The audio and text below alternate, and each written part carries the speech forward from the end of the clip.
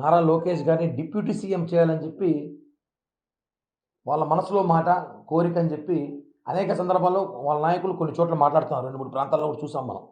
ఆయన deputy CM చేయాలనేసి వాళ్ళ కోరిక. డిప్యూటీ సీఎం చేయాలని నారా లోకేష్ గారి కోరిక కూడా తప్పు కాదు. ఏ పార్టీ నాయకుడిని ఒక హోదాలో చూడాలనో, వాళ్ళ కార్యకర్తలు ఒక నాయకుడి హోదాలో చూడాలనో వాళ్ళ కోరిక ఉండడం తప్పు కాదు, మంచిది. మా నాయకుడు పవన్ కళ్యాణ్ గారు కూడా ముఖ్యమంత్రిగా చూడాలని మాకు కోరిక ఉంటుంది కదా. పవన్ కళ్యాణ్ గారిని ముఖ్యమంత్రిగా చూడాలని మాకు కోరిక ఉంటుంది. ఆయన ఒక హోదాలో చూడాలని మాకు కోరిక ఉంటుంది. ఎందుకంటే పవన్ కళ్యాణ్ గారిని ముఖ్యమంత్రి చూడాలని 10 ఏళ్ళగా జనసేన పార్టీ కోట్లాది మంది కార్యకర్తలు ఈ రాష్ట్రంలో బడుగు బలహీన వర్గాల కులాలు కూడా కోరుకుంటారు పవన్ కళ్యాణ్ గారిని ముఖ్యమంత్రిగా చూడాలనేసి. కాబట్టి మాకు కోరిక ఉంటుంది, కోరికలు అందరికీ ఉంటాయి. వాళ్ళ కోరికను బహిర్గతం చేశారు, మేము చెప్పలేకపోయాం అంతే, చెప్పాల్సి వస్తుంది. ఎందుకంటే మాకు కూడా పవన్ కళ్యాణ్ గారు ముఖ్యమంత్రి చూడాలని ప్రజారాజ్యం పార్టీని పోయినాం. తర్వాత జనసేన పార్టీ వచ్చింది, జనసేన పార్టీ నుంచి చూస్తున్నాము ఆయన ముఖ్యమంత్రి చూడాలని. మేము ఒకటి చెప్పేది ఏమంటే, ఒకటే కూటమిలో మనం ఉన్నప్పుడు ఎన్నికల ముందు ఏదైతే ఒప్పందాల ప్రకారం పెద్దలు ఇద్దరు అధినాయకులు కూర్చొని ఒప్పందాల ప్రకారం ఎన్నికలకు వెళ్ళామో దాన్ని కంటిన్యూ చేస్తేనే మంచిదిగా ఉంటుంది కూటమికి రాబోయే రోజుల్లో కూడా. ఆ ఒప్పందం ప్రకారం ఉంటే బాగుంటుంది. కానీ మళ్ళీ టీడీపీ నాయకులు అత్యుత్సాహంతో ప్రేమతో మాట్లాడితే, ప్రేమ మాకు మా నాయకుల మీద చాలా ఉంటుంది, ప్రాణం ఇచ్చేంత ప్రేమ ఉంటుంది మాకు కూడా. కాబట్టి మనం ఏదైనా మాట్లాడేటప్పుడు కొన్ని విషయాల్లో కూటమిలో ఉన్నామని ఆలోచించుకోవాలి. ఎందుకంటే ఇది వైసీపీ పేటీఎం గాలికి ఒక అవకాశంగా దొరుకుతుంది. వైసీపీ పేటీఎం గాళ్ళు జోబు చేస్తున్నారు, పార్టీ ముందుకు తీసుకెళ్తాం, ప్రజలకి ఇచ్చిన హామీలు నెరవేరుస్తున్నాం. కాబట్టి ఒకటే మనం చెప్పడం అంటే, కూటమి నాయకులు మనం ఈ సోషల్ మీడియాలో ఈ బహిరంగ మాట్లాడడం వల్ల వైసీపీ నాయకులకి అవకాశం ఇచ్చినట్టు అయిపోతుందేమో, వాళ్ళకి మాట్లాడుకునే ఛాన్స్ ఇస్తున్నామేమో అనిపిస్తుంది అభిప్రాయం. అలాగే ఇంకో విషయం తెలుసుకోలేమంటే, మెగా బ్రదర్స్ అంటే 3 కాదు, మెగా బ్రదర్స్ అంటే 4. పవన్ కళ్యాణ్ గారు, నాగబాబు గారు, చిరంజీవి గారు, చంద్రబాబు గారు, 4 మెగా బ్రదర్స్గా మేము భావిస్తున్నాం. మనం చూసుంటాం ఎన్నికల ముందు కానీ, ఎన్నికల ప్రమాణ స్వీకారం రోజు కూడా చూసాం, ఇప్పుడు కూడా చూసాం.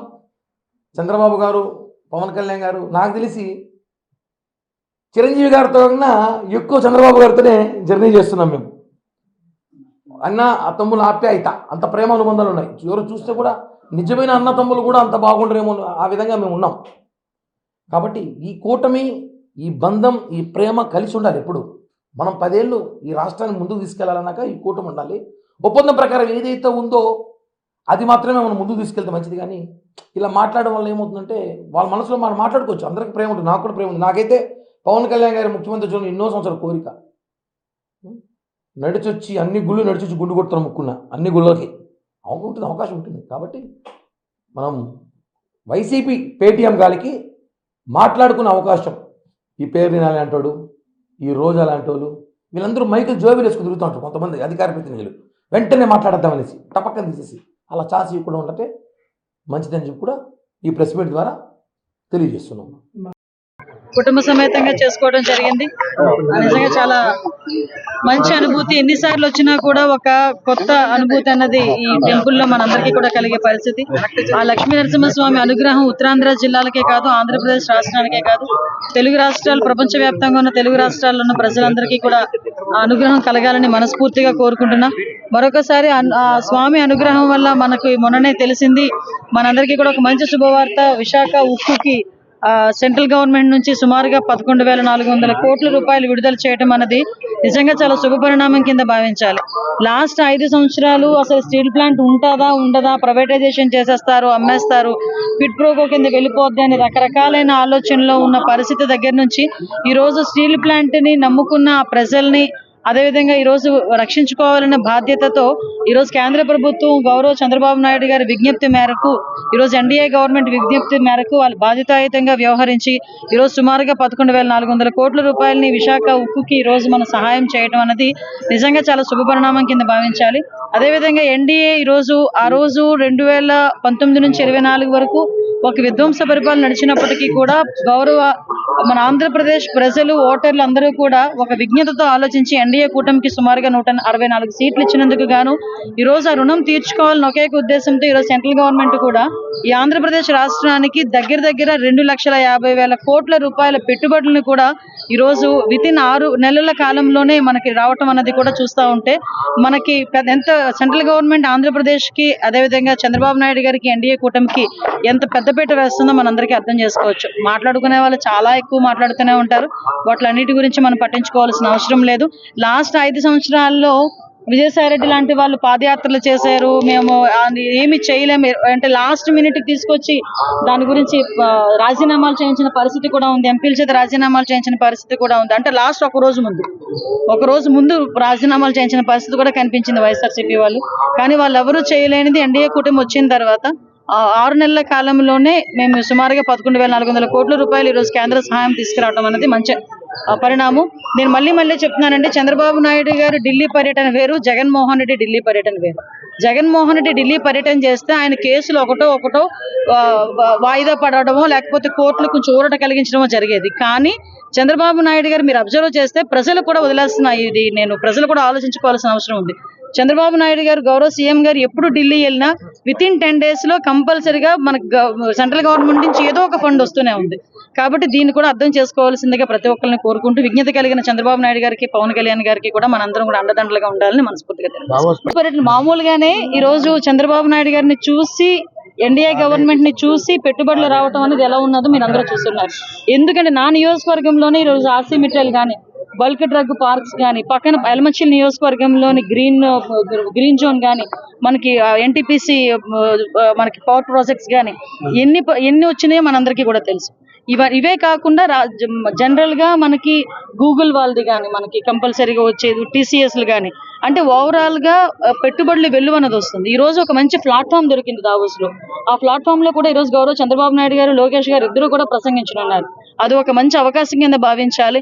ఇంతకు ముందు దావోస్ పర్యటన అంటే చలి ఎక్కువ ఉంటుంది అని చెప్పుకునే సందర్భాల నుంచి మంత్రుల నుంచి ఈ రోజు దావోస్ పర్యటన అంటే ఎన్ని కోట్ల పెట్టుబడులు ఆంధ్రప్రదేశ్ తీసుకొచ్చామని గర్వంగా తలెత్తుకుని తిరిగి వచ్చి ప్రెస్ మీట్లు చెప్పుకునే స్థాయికి ఈ రోజు వచ్చిందని చెప్పడానికి ఇది ఒక నిదర్శనంగా భావించాలి.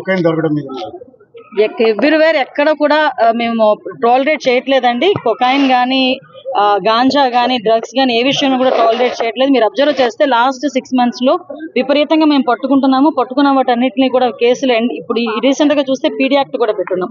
ఈ గాంజా స్మగ్లింగ్స్ ఎవరు చేస్తున్నారు, గాంజా తీసుకున్న వాళ్ళ మీద కూడా యాక్ట్లు కూడా పెట్టే పరిస్థితి, పీడీ యాక్ట్ కూడా పెట్టే పరిస్థితి ఉంది. గాంజా నిర్మూలించడంలో స్పెషల్ గా ఈగల్ అనే ఒక టాస్క్ ఫోర్స్ ను కూడా ఏర్పాటు చేసుకుని ఓన్లీ గాంజా కాదు గాంజా డ్రగ్స్ రెండింటికి కూడా ఈగల్ అనే టాస్క్ ఫోర్స్ కూడా మొన్న అసెంబ్లీలో కూడా అది కూడా బిల్ కూడా పాస్ అయింది. కేబినెట్ లో కూడా దాని ఆమోదం పొందింది. దానికి సెపరేట్ గా ఫండ్ అలోకేట్ చేస్తూ సెపరేట్ గా టీమ్ కూడా అలోకేట్ చేస్తూ ఎక్కడ కూడా ప్లాంటేషన్ అనేది జరగకుండా కూకట వేలతో పెగిలించాలి అని ఒకే ఒక ఉద్దేశంతో ఈ రోజు మేము పనిచేయాలి. సెపరేట్ గా మనకి నిర్భయ చట్టం ఉందండి. వాళ్ళు దిశా చట్టం అని ఒక బూచి చూపించారు. బూచి చూపించి ఏం చేశారు, దిశా చట్టం ద్వారా మేము ఏదో చాలా ఏంటది సంథింగ్ మెరాకిల్స్ చేస్తున్నాము అన్నారు. దిశా చట్టంతోనే మెరాకిల్స్ చేయాల్సిన అవసరం లేదు. ఈ రోజు మొన్న రీసెంట్ గా జూలై నెలలో విజయనగరంలో ఒక మైనర్ బాలిక మీద అత్యాచారం జరిగింది. సుమారుగా నాకు తెలిసి మంత్స్ బేబీ మీద అత్యాచారం జరిగింది. ఎవరైతే అత్యాచారం చేశాడో అతనికి 6 నెలలు తిరగకుండానే శిక్ష పడిన పరిస్థితి కనిపించింది. శిక్ష ఈ రోజు పడితే 25 సంవత్సరాల యావజ్జీవ కారాగార శిక్ష పడింది. అంటే 6 నెలల కాలంలోనే మనం అతనికి శిక్ష విధించుకునే పరిస్థితులు తీసుకొచ్చాం. దీనికి ఏంటంటే ప్రాపర్ వేలో పోలీస్ అన్న వాళ్ళు యాక్ట్ చేసి ఛార్జ్ షీట్స్ ఓపెన్ చేయడం కానీ, ఛార్జ్ షీట్ సబ్మిట్ చేయడం కానీ, దాని ఎవిడెన్స్ సబ్మిట్ చేయడం కానీ, ఫోరెన్సిక్ రిపోర్ట్ సబ్మిట్ చేయడం కానీ ఇవన్నీ కూడా ప్రాపర్ వేలో ఎగ్జిక్యూట్ చేయడం, పోలీస్ డిపార్ట్మెంట్ ని ఎగ్జిక్యూట్ చేసినా లీగల్ గా వాళ్ళు కూడా మనకి సపోర్ట్ చేస్తే ఆటోమేటిక్ గా నిందితుడన్న వాడికి శిక్ష పడిద్ది. వాళ్ళ దిశా చట్టం 21 రోజులు అవన్నీ కూడా దానికి చాలా ఇన్ఫ్రాస్ట్రక్చర్ కావాలి. దాని గురించే దిశా చట్టం అనేది కూడా మరుగున పడిపోయిన పరిస్థితి ఉంది. మేము అవేమీ లేకుండానే ఈ రోజు త్వరితగతిన కేసెస్ అన్ని కూడా శిక్ష పడే పరిస్థితుల్లో మేము తీసుకొచ్చుకుంటున్నాం. దానికి ఫాస్ట్ ట్రాక్ కోర్ట్స్ కూడా ఉన్నాయి. మీకు తెలుసా సుమారుగా 70 పైన ఫాస్ట్ ట్రాక్ కోర్ట్స్ ఉన్నాయి. ఆల్రెడీ ఉమెన్ అట్రాసిటీస్ గురించి కానీ, పోక్సోకి గురించి కానీ వీటన్నిటి గురించి కూడా స్పెషల్ కోర్ట్స్ కూడా ఉన్నాయి. స్పెషల్ కోర్టులో స్పెషల్ జడ్జెస్ కూడా వాళ్ళు అక్కడ పనిచేస్తున్నారు. స్పెషల్గా పోలీస్ డిపార్ట్మెంట్ కూడా దాని మీద ప్రత్యేకమైన దృష్టి సారిస్తుంది. మీరు అబ్జర్వ్ చేసుకుంటే ఈరోజు విశాఖపట్నం సిపి గారు కూడా వినూత్నంగా ఎక్కడైనా యాక్సిడెంట్స్ జరిగినా కూడా ఇమీడియట్గా వాళ్ళకి ఇన్సూరెన్స్లు కావాలని డైరెక్ట్గా ఒక సెల్ ఏర్పాటు చేసిన పరిస్థితి ఉంది. అంటే ఒక ఫ్రెండ్లీ పోలీసుని ఏర్పాటు చేయడమే కాకుండా ప్రజలు ఇబ్బంది పడకుండా వాళ్ళ దగ్గరికే ఈరోజు పోలీస్ డిపార్ట్మెంట్ వెళ్ళి వాళ్ళ కష్టాలు కూడా చూసుకునే పరిస్థితి ఈరోజు కనిపిస్తా ఉంది. దయచేసి అందరూ కూడా సహకరించారు. మీరందరూ కూడా అందులో పార్టిసిపేటివ్గా ఆ ఎలక్షన్స్లో పాల్గొన్నారు కాబట్టే హిస్టారిక్ మెజారిటీ మన రాష్ట్రంలో చూసాం. ఆ మెజారిటీ ఎలాంటిదంటే కేవలం రాష్ట్రంలోనే హిస్టారిక్ కాదు, దేశంలో కూడా ఒక పలంగా మళ్ళీ ఎన్డీఏ ప్రభుత్వం ఈరోజు ఏర్పడిందనంటే అది తెలుగు వారి పవర్తోనే అనేది మనం అందరం గుర్తుపెట్టుకోవాలి. అలాంటి ఎక్స్ట్రాడినరీ విక్టరీ మీరందరూ కూడా కల్పించారు. అది ఎందుకు చెప్తున్నానంటే మళ్ళీ మనం ఆ రోజులు గుర్తుపెట్టుకోవాలి. ఏం జరుగుతుందా అని భయపడుతున్నటువంటి రోజుల్లో, ఒక కన్ఫ్యూజ్డ్ స్టేట్లో అందరం కూడా ఉన్నప్పుడు, ఏమీ తెలియనటువంటిది అసలు భవిష్యత్తు ఎలాగుంటుందో ఒక కన్ఫ్యూషన్ ఉన్నప్పుడు కూడా అందరూ కూడా కలిసి కట్టుగా మీరందరూ కూడా కలిసి ఒక పని చేస్తే దాని రిజల్ట్ ఎలాగుందో మీరందరూ కూడా చూశారు కదా జూన్ 4వ తేదీన. అది మన అందరికీ కూడా స్ఫూర్తి. రేపు కూడా మనం ఏదైనా ఒక లక్ష్యం మనం సాధించాలనంటే మనం చేయాల్సిందంతా అందరం కూడా ఐకమత్యంగా కలిసికట్టుగా లక్ష్యం వైపు చేస్తే అది ఎంత పెద్ద కష్టమైనటువంటి పని అయినా సరే అది ఖచ్చితంగా సాధించగలమనేది మొన్న జరిగినటువంటి ఎలక్షన్స్ ఆ రిజల్టే మనందరికీ కూడా ఒక ఇన్స్పిరేషన్ అనేది కూడా ఈ సందర్భంగా తెలియజేస్తున్నాను. ఆ ఎలక్షన్స్లో ఏ రకంగా మీరు అందరూ కూడా పార్టిసిపేట్ చేసి ఈరోజు ఇంత చక్కగా ఒక ప్రభుత్వాన్ని ఏర్పాటు చేయడానికి మీరు అందరూ కూడా కృషి చేశారో, this is the time that we give back to you, to give back to the whole Telugu community. ఆ ఉద్దేశంతోనే ఈరోజు దావోస్ వచ్చి, సాధారణంగా ఏం చేయాలి దావోస్ వచ్చిన తర్వాత ప్రపంచం నుంచి ఎవరెవరు వస్తున్నారో వాళ్ళందరికీ కూడా కలవాలి. కానీ చంద్రబాబు నాయుడు గారి ఉద్దేశం ఎక్కడికి వెళ్ళినా ముందు మన తెలుగు వాళ్ళతోనే శ్రీకారం చుట్టాలి, తెలుగు వాళ్ళతోనే కలవాలి. మనం ఈరోజు ఆంధ్రప్రదేశ్ రాష్ట్రాన్ని బ్రహ్మాండంగా వరల్డ్లోనే ఒక నెంబర్ 1గా తయారు చేయాలనంటే ప్రపంచంలో ఉన్న వ్యక్తులందరినీ కూడా తీసుకొని రావడమే కాదు, తెలుగు వాళ్ళలో కూడా ఆణిముత్యాలు ఎవరైతే ఉన్నారో వాళ్ళను కూడా మళ్ళీ ఇంక్లూడ్ చేసుకొని వాళ్ళను కూడా మళ్ళీ తీసుకొని రావాలని ఈరోజు బ్రహ్మాండంగా ఈ కార్యక్రమం కూడా పెట్టడం జరిగింది. Very inspirational program. ఇది ఖచ్చితంగా ఒక మంచి రిజల్ట్స్ భవిష్యత్తులో ఈల్డ్ చేస్తుంది అన్నటువంటి నమ్మకం ఉంది. మా నమ్మకం అంతా ఒక్కటే, the one and only man Chandrababu Naidu గారు. ఆ వ్యక్తి రాజకీయాలు ఎప్పుడు మొదలుపెట్టారో తెలుసా? 1978లో. 78లో ఆ లిస్టు తీసుకోండి. దేశంలో ఎంతమంది ఎమ్మెల్యేలుగా మొదలయ్యారు, ఎంతమంది ఎంపీలుగా మొదలయ్యారు, ఆ లిస్టు తీసుకుంటే వేలాది మంది ఉంటే అందులో బహుశా 1-2 ఉంటారేమో. అందులో ఒకరు ఈరోజు చంద్రబాబు నాయుడు గారు. వాస్తవంగా మాకు లోయెస్ట్ పాయింట్ బాబు గారిని అరెస్ట్ చేసినప్పుడు, బహుశా ఇక్కడున్న అందరు కూడా అది మన జీవితంలో లోయెస్ట్ పాయింట్. నేనున్నాను అక్కడ, నేను చూసా ఆయన ఎక్కడ అధైర్యపడలా. చూశారు, జడ్జి వైపు కూడా నవ్వుతా చూసి నడుచుకుంటూ వెళ్ళారు. ఎక్కడ అధైర్యపడలా. 52 రోజులు ఆయన బంధిస్తే మేము వెళ్ళేవాళ్ళం ములాఖాత్కి. మళ్ళీ అక్కడ కూడా మాకు అక్షంతలు పడేది.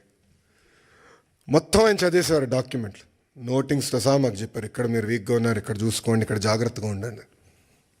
ఎప్పుడు అధైర్యపడలా. ఆయన బయటకు వచ్చిన తర్వాత కూడా ఒక సింహంలాగా వచ్చారు. ఆ విజువల్స్ మనందరం చూసాం.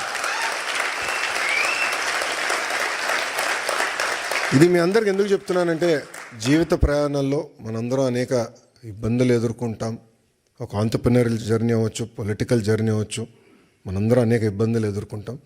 కానీ నమ్ముకున్న దానికోసం అహర్నిశలు కష్టపడితే మనం ఆశించింది, ఆలోచించింది సాధించగలుగుతామన్న నిజం స్వరూపం గౌరవ ముఖ్యమంత్రి చంద్రబాబు నాయుడు గారు. ఎన్ఆర్ఐస్ అంటే నాన్ రెసిడెంట్ ఇండియన్స్ అంటారు. నాకు మటుకు మీరు ఎంఆర్ఐస్, మోస్ట్ రిలయబుల్ ఇండియన్స్. మీరు యూరోప్కి వచ్చి దశాబ్దాలైనా మీ మనసు ఎప్పుడు ఆంధ్ర వైపు ఉంటుంది. 2019 నుంచి 24 వరకు రాష్ట్రం దారి తప్పిందే, మనం అనేక ఇబ్బందులు ఎదుర్కొంటున్నాం, మన పరువు పోతుందని చాలామంది నన్ను కలిశారు, నాతో మాట్లాడారు, నాకు వాట్సాప్లో మెసేజ్ పెట్టారు. వాళ్ళందరూ ఒకటి చెప్పా, కలిసికట్టుగా పోరాడితేనే ఆ సైకోని మనం తరిమి కొట్టచ్చని. అది చేసి చూపించాం, కలిసికట్టుగా సాధించాం. 93% కాదు రాము, 94% సీట్లు మనం గెలిచాం. 1% తగ్గించాం. అది మనందరి కృషి. ఆ 5 సంవత్సరాల్లో ఇక్కడున్న మీ అందరి సహకారంతో అనేక సంక్షేమ అభివృద్ధి కార్యక్రమాలు కూడా మనం చేశాం. అమరావతి ఉద్యమం కానివ్వండి, దాని తర్వాత ఇప్పుడు చూపించినట్లు యుక్రెయిన్లో తెలుగులు ఇరుక్కుంటే వాళ్ళని తిరిగి భారతదేశానికి తీసుకొచ్చి బాధ్యత తీసుకున్నాం. అంతేకాకుండా మన రాష్ట్రంలో ఉన్న తెలుగులకి ఎడ్యుకేషన్లో కానివ్వండి, హెల్త్ కేర్లో కానివ్వండి ఉద్యోగాలు ఉన్నాయి, మీరు ట్రైన్ చేయండి అని చెప్పి పార్టీ ఆఫీస్లో ఎంపవర్మెంట్ సెంటర్ ఏర్పాటు చేసి కార్యకర్తలు వాళ్ళ పిల్లలకి ట్రైనింగ్ ఇచ్చి ఇతర దేశాలు కూడా పంపించిన వ్యక్తులు మీరు.